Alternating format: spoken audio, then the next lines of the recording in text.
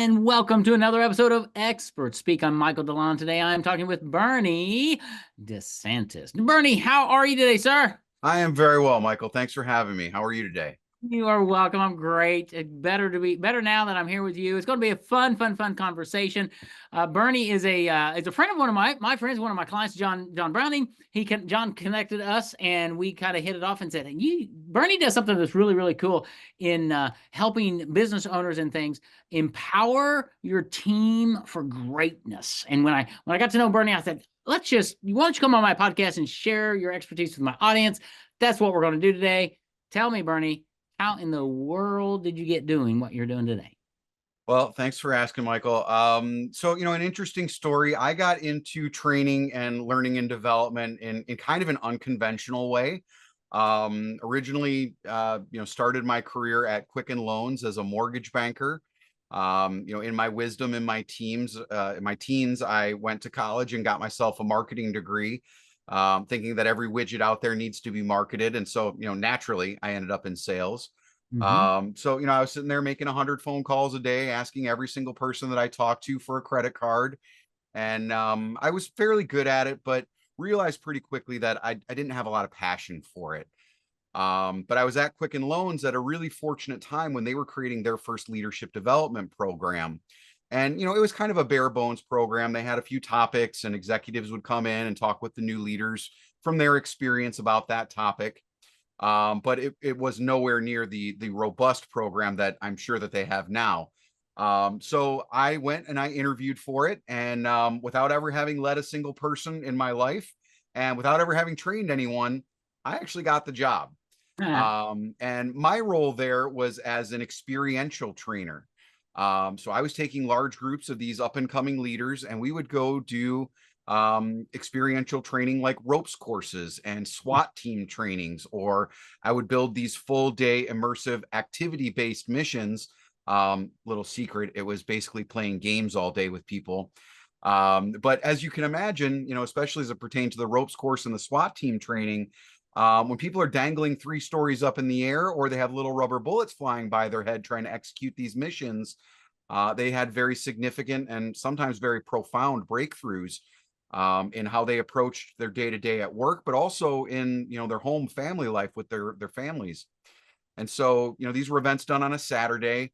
Monday morning I'd come back to the office, and if I didn't have a line of people when I got there, I would have a steady stream throughout the course of the day of these participants coming back and wanting to talk about the experience and what it meant to them and what they were going to change and how it impacted them. Usually it was, of a professional nature, how they interacted with their teams, how they managed stress or their projects, or communications with their teams or other teams within the organization. But for some people, it was really personal. They would go home and have conversations with their spouse or their kids or their parents they'd been putting off for months or even years in some cases. And that was what really lit my fire for learning and development, coming to the realization that, I could deliver this content, create an experience for people that in some way, shape, or form actually changed their lives. And that was just so cool, so really fulfilling for me. And it was then that I decided that this is what I wanted to do with my career. I wanted to be in corporate learning and development, training people, pouring into them, helping them to be better when they left me than when they came. That's awesome. Thank you for that background. That's quite the story. One of the things that intrigues me about training and development is, and I'm sure this is not true of you, and that's why I want to bring it out, is that you approach things in such a way that you want it to be impactful, memorable, life-changing, and that means it's not boring. Because dude, I have sat through the boring stuff. It's like, really? Talk a little bit about the misconception I think business owners have around training and developing their team, where it doesn't have to be boring. It can be a Pandora's box of all kinds of activities, but just talk about that.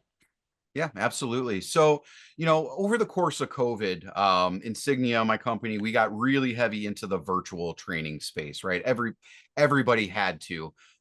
Some did it well, and most of them, unfortunately, did not. It was dumpster fire after dumpster fire if you were attending virtual trainings during that time. And even more unfortunate, still see a lot of that even today, right? 4 years, people have been doing Zoom and team meetings and doing training that way. And unfortunately, a lot of organizations look at training as just a box to check, right? Cool. Mm, We told them in this training program that they need to do X, Y, and Z. And that person goes out and they try to do X, Y, and Z, but for whatever reason, they can't, right? yep. We told them they should know how to do it, but they can't execute it.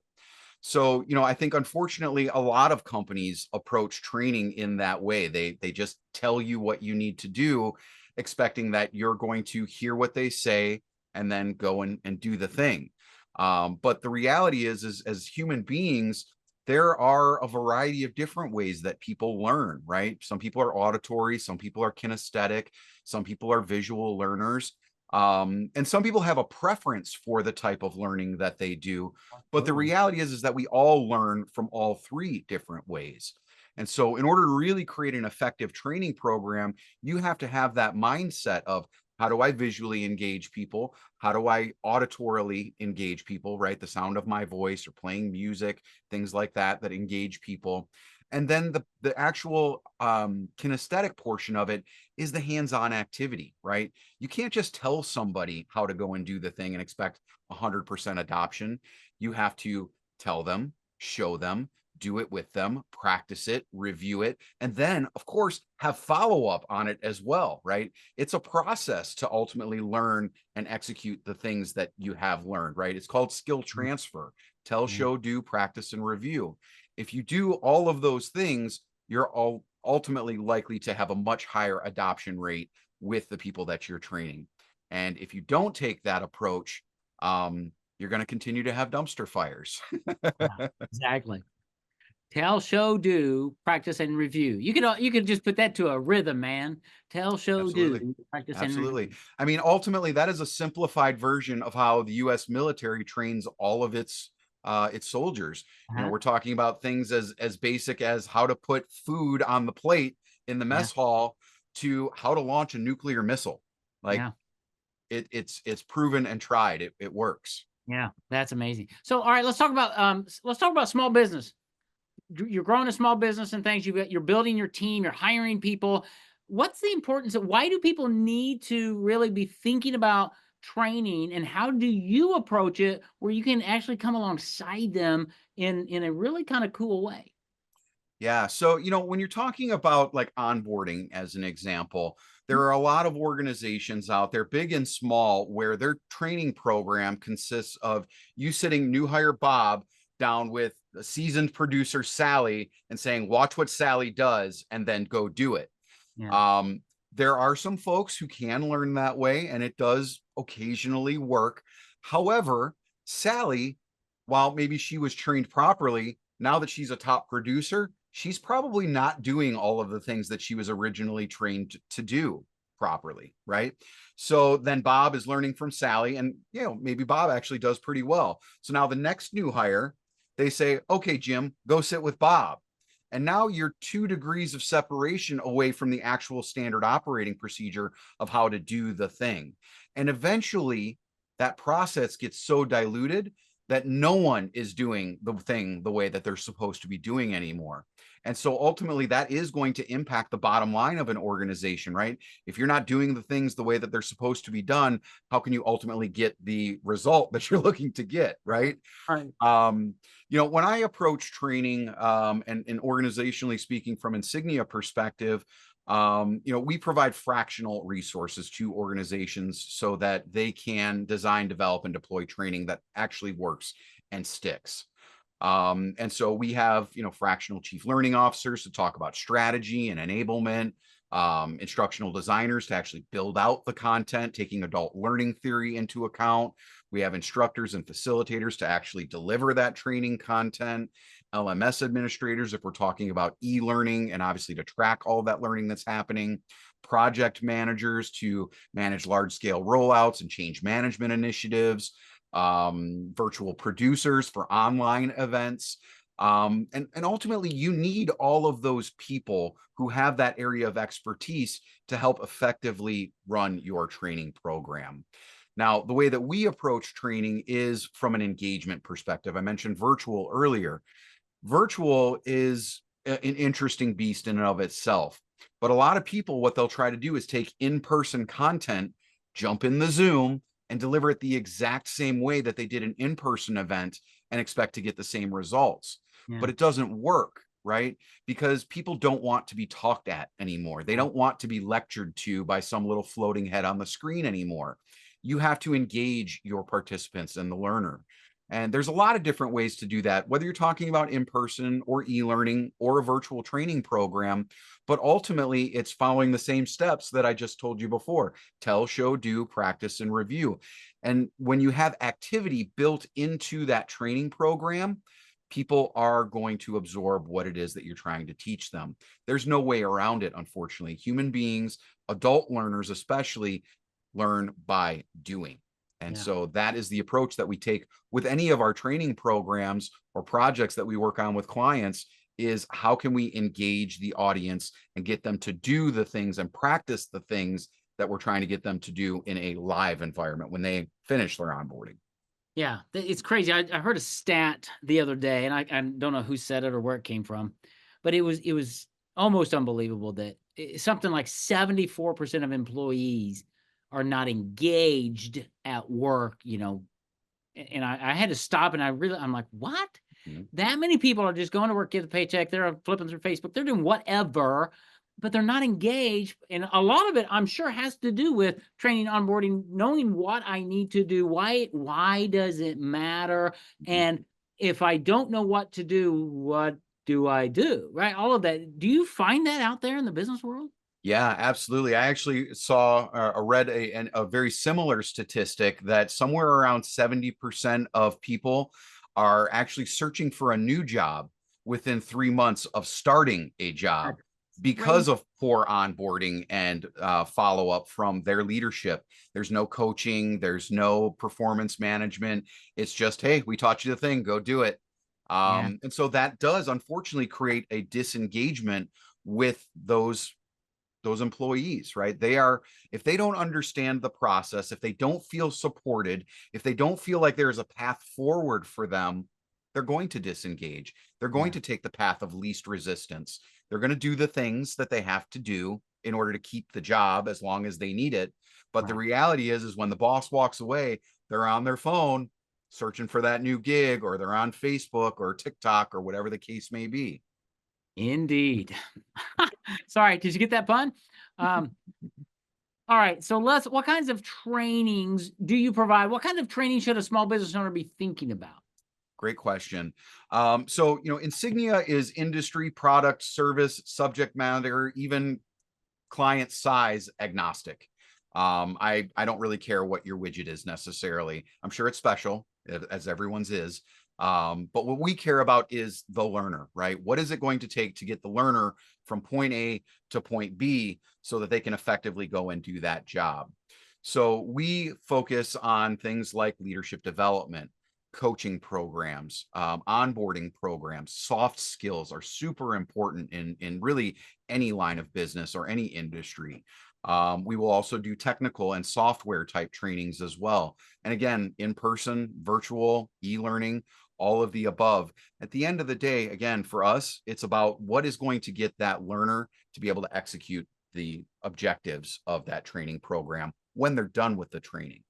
And if we're focused on the end result, right, you're keeping the end in mind, it makes it actually pretty easy to go through the process and build that training program. And again, keeping adult learning theory and the approach to tell, show, do, practice, review in mind when we're building it, we can effectively build a training program for anything.